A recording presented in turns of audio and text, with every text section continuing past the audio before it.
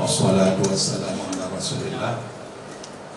Lalu ketua, guru-guru kami yang memuliakan, mungkin sedikit yang ingin kami sampaikan yang sangat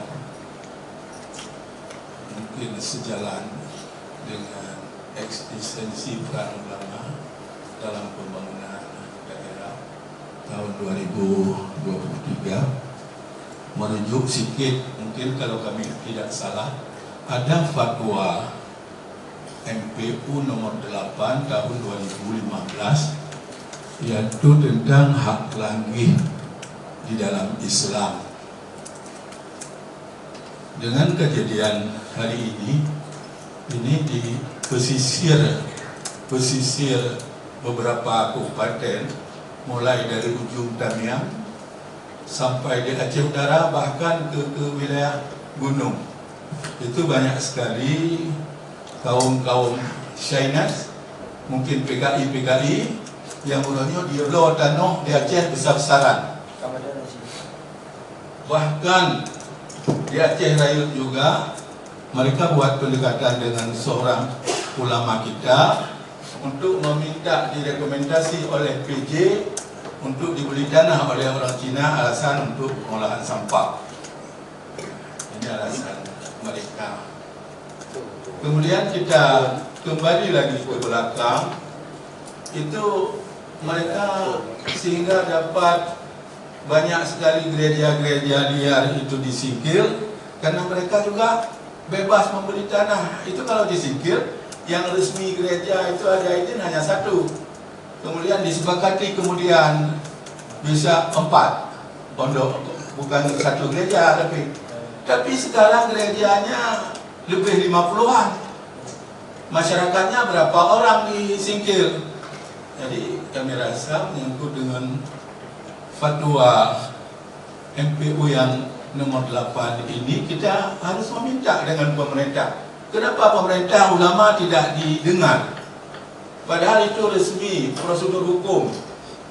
Karena sangat ketergantungan. Kalau pemerintah hari ini tidak kuat agama, kan Ibnu Khaldun berkata, Dinur ra'iyah ala dini mulukihim. Kalau pemimpin-pemimpin hari ini agama tidak, ini padahal di dalam negeri syariat, tapi syariat tidak diindahkan, kami rasa dari ulama kan tidak boleh tinggal diam.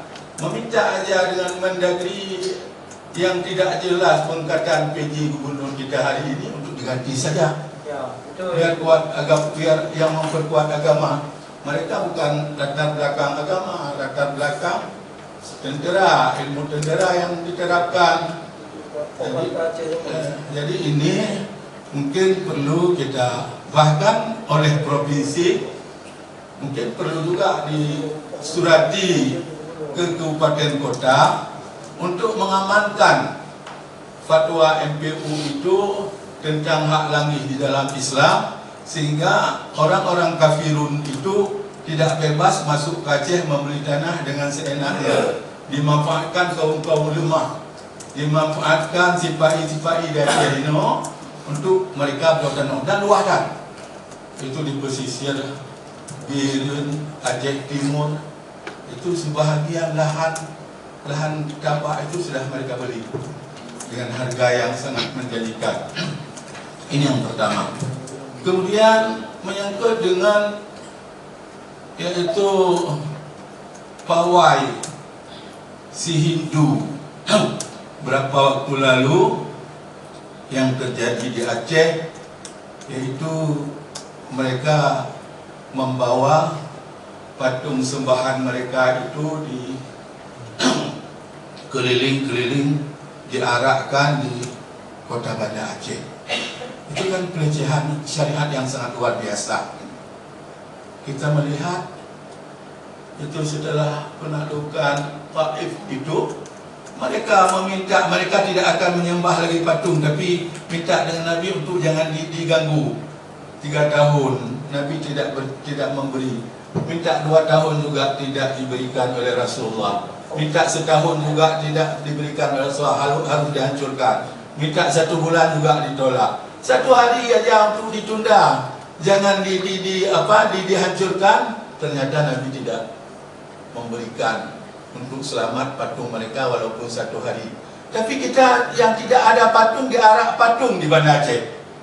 Patung sembahan, bukan patung mainan. Patung sembahan orang Hindu. Ini berapa? Apa? Pawai takbir hajat. Pawai takbir hajat, pawai takbir Huru Raya. Alasan hana dana. Mereka kenapa ada dana? Nunggu kenyamanan datang. Jadi ini kami rasa tidak boleh tinggal diam. Jangan kita anggap ini peristiwa biasa. Patung diolok-olok di kota syariat, kita pada diam saja, semua diam, tidak berani bersuara lagi. Jadi hari ini itu kami rasa perlu diluruskan. Siapa yang mengeluarkan izin itu untuk diarak patung sembahan Hindu ditandu di dalam kota Banda Aceh? Kenapa takbir umat Islam yang merupakan syiar yang sangat luar biasa, yaitu dilarang? Bahkan saya melihat kebetulan saya agak dekat, itu rumah di dekat Kodim. Kalau dulu itu waktu pengajian jelang subuh itu sangat terang, sekarang nggak dengar lagi. Mungkin udah ada perjanjian dengan pihak gereja, jangan keras-keras lagi. Itu perlu dipertanyakan Imam Masjid Raya. Kenapa dulu suara miknya keras? Orang nggak mungkin nggak bangun subuh. Tapi sekarang sudah disetel demikian rupa untuk tidak mengganggu mungkin. Ini juga kita kota syariat. Kenapa toleransi kami rasa tidak sampai? Tasamuh memang di dalam Islam sangat kuat, tapi tidak sampai ke situ. Juga ada sedikit, ini kebetulan jelang tahun politik, ini juga tidak boleh diam, ataupun bahkan ada seruan. Tidak ada rahasia lagi bagi caleg-caleg ini. Waktu mau naik caleg untuk wang sogok itu tidak sedikit, harus buat persiapan sekian miliar untuk sogok masyarakat. Bahkan yang sedih lagi, yang sponsornya orang sabu-sabu, dikasih dengan masyarakat. Dikala masyarakat semua sudah pada makan uang itu, subuhnya nggak ada jamaah lagi.